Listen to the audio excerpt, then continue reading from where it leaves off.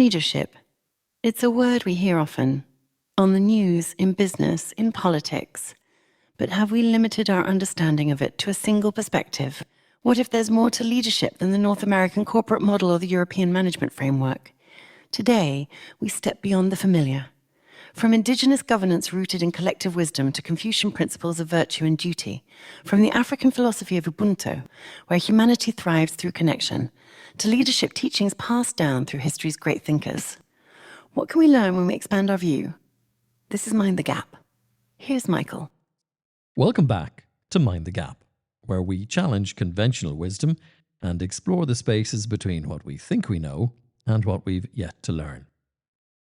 Today, we're talking about leadership, how we teach, practice, and perhaps most importantly, limit it by seeing it through a Western-centric lens. Suppose you've ever taken a leadership course or read a best-selling business book. In that case, you've probably encountered the usual icons: Jack Welch, Steve Jobs, Peter Drucker. We've been sold a particular model of leadership, one that's about visionary individuals, competition, efficiency, and control. But here's the question: is that the best way to lead? Or have we fallen into a narrow way of thinking that leaves out the leadership wisdom of other cultures? So today, we're going to explore the gap in leadership education.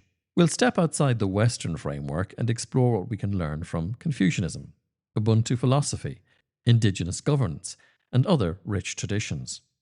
Of course, we'll bring it all back to what this means for us right here, right now.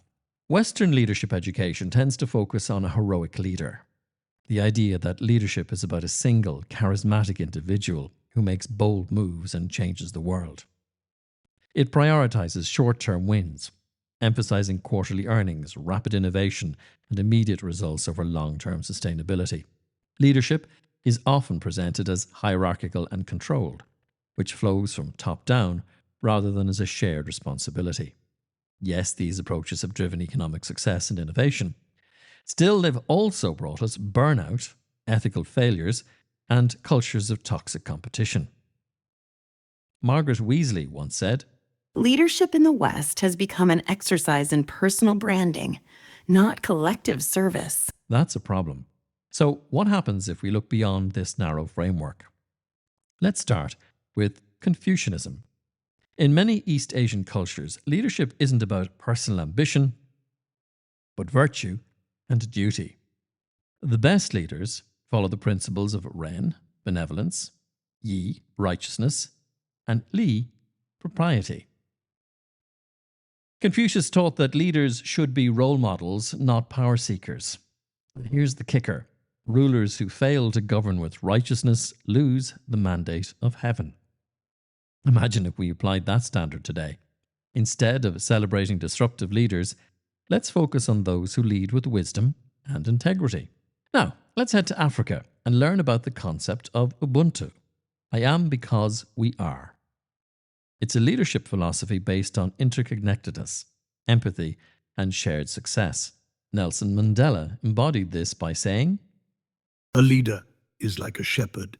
He stays behind the flock, letting the most nimble go out ahead, whereupon the others follow, not realizing they are being directed from behind all along." We're obsessed with individual success.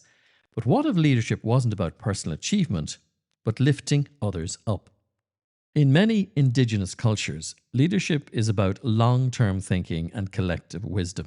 Haudenosaunee Confederacy, the Iroquois, had a principle called seventh-generation thinking. Leaders must make decisions that will benefit their people 7 generations into the future. That's radically different from our obsession with quarterly earnings and election cycles. We need to rethink short-term wins. Authentic leadership is about leaving a lasting impact, not just immediate success. Closer to home, in Celtic and ancient Irish traditions, leadership was deeply rooted in the principles of Firina, meaning truth and justice. A leader, or ri, was not just a ruler, but a servant of the people, bound by a sacred duty to uphold fairness and protect their community.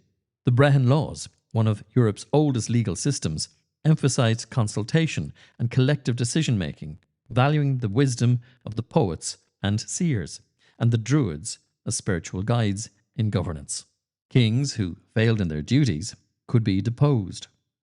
Leadership was not an entitlement, but a responsibility that must be continuously earned. The Irish concept of meitheal, which translates to cooperative effort, reinforces the idea that leadership is about serving the greater good than seeking power for personal gain. Leadership in Celtic societies was also closely tied to environmental stewardship. The land wasn't owned by the ruler, but held in trust for future generations. This contrasts sharply with modern leadership models prioritizing short-term profits over sustainability. In today's world, could we learn something from these ancient responsibilities towards land and its people? In Islamic teaching, leadership is a trust, not a privilege. Prophet Muhammad emphasized 3 key principles: shura, consultation; amana, trust; and adl, justice. Leadership isn't about unilateral decision-making. It's about seeking counsel and acting justly. Instead of idolizing lone wolf leaders, we should embrace consensus and ethical responsibility. Finally, let's turn to Dharma, a core principle in Hinduism, Buddhism, and Jainism. It teaches that leadership is about duty, not personal gain. In the Bhagavad Gita, Arjuna is reminded that his duty as a warrior isn't about self-interest, but about acting for the greater good. Similarly, Buddhist teachings emphasize mindful leadership, acting with awareness, compassion, and purpose. Instead of prioritizing power and control, what if leaders saw themselves as servants of a greater purpose? Before we assume that this is foreign to us, let's bring it back to the European tradition, Stoicism. Marcus Aurelius, the philosopher king, saw leadership as a responsibility, not an entitlement. He wrote, "Waste no more time arguing what a good man should be. Be one." "The best leaders don't just talk about values, they live them." How do we address the gap in leadership education? We must rethink how we teach leadership and bring in perspectives from Confucianism, Ubuntu, Indigenous governance, Celtic traditions, and Stoicism.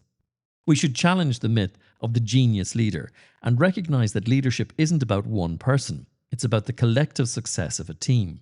We must think beyond the short term, moving away from quick wins and embracing long-term sustainability. And we need to prioritize ethics over profits, because true leadership isn't just about success, it's about the kind of world we leave behind. The world has been leading in many different ways for thousands of years. So why do we keep coming back to the same Western-centric leadership models? We really want to develop better leaders. In that case, we need to mind the gap, to step outside the narrow frameworks we've been given and embrace a broader, richer understanding of what it means to lead. So let's rethink leadership, learn from the world, and lead not just for today, but for the generations that follow. That's this episode of Mind the Gap. Until next time, stay curious, challenge the norm, and most importantly, be curious and mind the gap. Leadership is more than strategy and authority. It's shaped by history, culture, and the values we choose to uphold. Today, we explored perspectives often overlooked in Western models, reminding us that true leadership is as much about wisdom and connection as it is about decision-making and direction. If this episode made you think, share it with a friend or colleague. And if you haven't already, make sure to subscribe to Mind the Gap so you never miss an episode. Thanks for listening, and until next time, goodbye.